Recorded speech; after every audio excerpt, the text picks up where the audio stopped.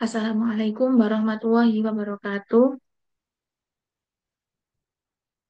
Perkenal, Assalamualaikum warahmatullahi wabarakatuh. Yang saya hormati Bu Eva selaku dosen mata kuliah Entrepreneurship kelas A. Saya Jian Fikri Rashida di sini akan mempresentasikan tentang beautiful math dengan judul visualisasi dinamis, fungsi polar dan parametrik. Mari kita lanjut yaitu tentang pendahuluan.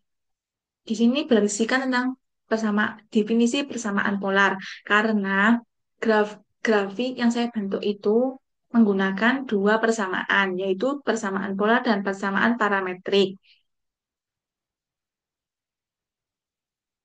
Persamaan polar yaitu persamaan yang mempresentasikan posisi suatu titik dalam bidang menggunakan koordinat polar, di mana posisi titik ditentukan oleh jarak dari pusat dan sudut terhadap horizontal. Sistem ini tuh R-nya dinyatakan sebagai fungsi dari sudut theta, sehingga R itu sama dengan fungsi theta. Persamaan polar ini sering digunakan untuk menggambarkan pola-pola simetris seperti lingkaran, bunga berkelopak, dan spiral yang sulit dipresentasikan.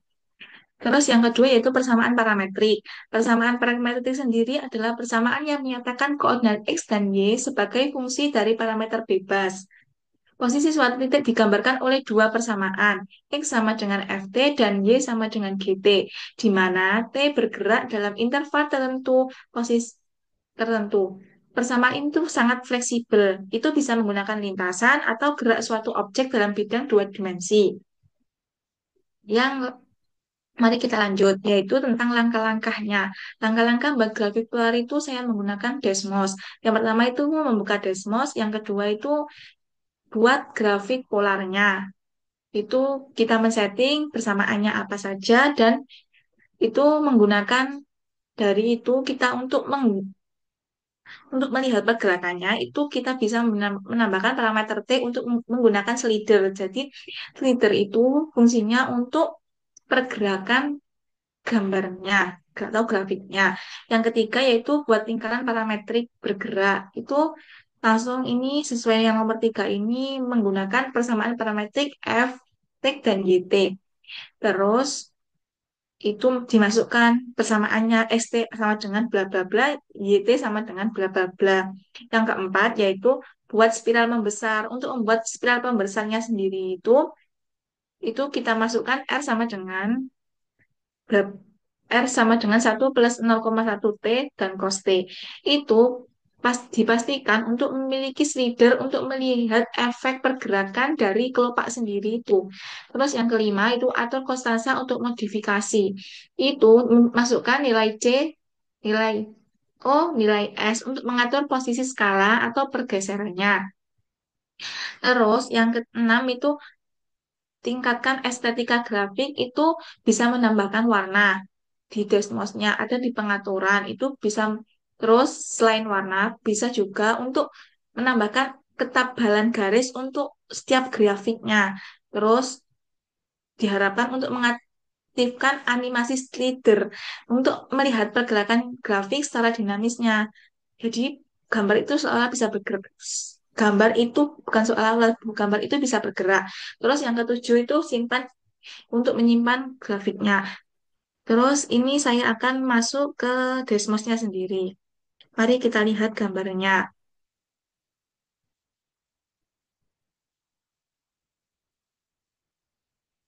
Ya, ini gambar yang saya itu kan. Nah, dalam gambar ini kalau saya kecilkan kayak gini, terus kalau dibesarkan kayak gini. Terus kita bisa melihat ini ada punya. Terus sebelum itu saya akan memberitahu tentang persamaannya dahulu. Hmm. Ini persamaannya R sama dengan 1 + sin 6 theta plus theta itu untuk menggambar kelopak bunganya dengan 6 simetri. Itu 6 simetri itu maksudnya 6 kelopak. Nah, untuk parameter T-nya sendiri itu bertindak sebagai penggerak dinamis yang membuat kelopak tampak berputar atau bergelombang seiring waktunya. Nah, ini yang T ini. Kalau semisal ini dimatikan, jadi tidak bergerak ini.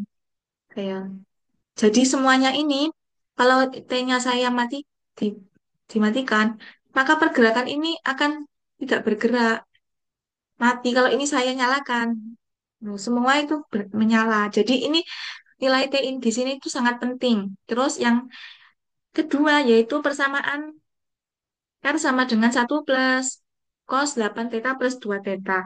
Itu persamaan ini tuh menggambarkan bahwa membuat bunga dengan kelompok yang lebih rapat.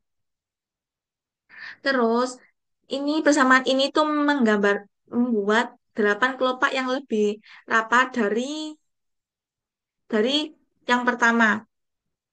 Terus parameter 2T-nya itu membuat kelopak bergerak lebih cepat atau menambah dinamika pada grafik. Terus kombinasi cos ini, cos atau sinus, tapi yang di sini ada cos, itu menciptakan variasi sudut yang harmonis. Terus yang R ini, yang persamaan ini, itu untuk menggunakan lingkaran berdenyutnya. Ini adalah lingkaran yang memiliki radius bervariasi. Nah, ini radius bervariasinya itu bisa antara 1,8 sampai dengan 2,2, tergantung nilai T-nya sendiri. Terus persamaan ini, R ini tuh menggambar gelombang polar yang kompleks. Nah, itu kombinasi kan ada di sini sinus dan kosinus. Itu menggunakan frekuensi yang berbeda, yang sinnya itu 3 theta, nah terus yang cosnya itu 5 theta. Itu untuk menciptakan pola yang simetris namun kompleks. Grafik dari persamaan ini gosok, dapat mengutas di sekitar pusat koordinat. Terus persamaan ini, R ini, itu menggambarkan kelopak yang lebih halus dan rapat. Itu kelopaknya itu yang di sini ya, itu yang rapat dan lebih detail. Itu kalau 12 ini itu maksudnya 12 kelopak dan 3T-nya itu untuk bergerak lebih cepat atau lebih dinamis. Terus mari kita terus ST dan YT-nya itu menggambarkan lingkaran kecil yang bergerak di pusat. Jadi ini di sekitar sini. Lingkar ini memberikan efek seperti titik bergerak yang di tengah-tengah pola polar. Terus yang ini persamaan ini R ini dimulai dari pusat yang membesar untuk mengulangi kecepatan. Terus nilai C, O, dan S itu C, C, O, dan S itu digunakan sebagai yang C dan O itu sebagai offset atau batas. Terus yang S itu mewakili pergeseran tertentu pada koordinatnya. Nah, dari ini mari saya bisa interpretasikan